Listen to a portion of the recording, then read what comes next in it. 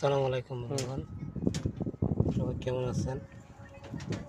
আমার একটা নতুন সাইটের ছাদের পাইপিংয়ের ভিডিও দিলাম। সবাই আমার চ্যানেলটা সাবস্ক্রাইব করবেন এবং শেয়ার করবেন বেশি বেশি করে। আপনাদের জন্য আমি আরও নতুন নতুন কাজের ভিডিও নিয়ে আসবো, তাই সবাই আমাকে একটু সাপোর্ট করবেন।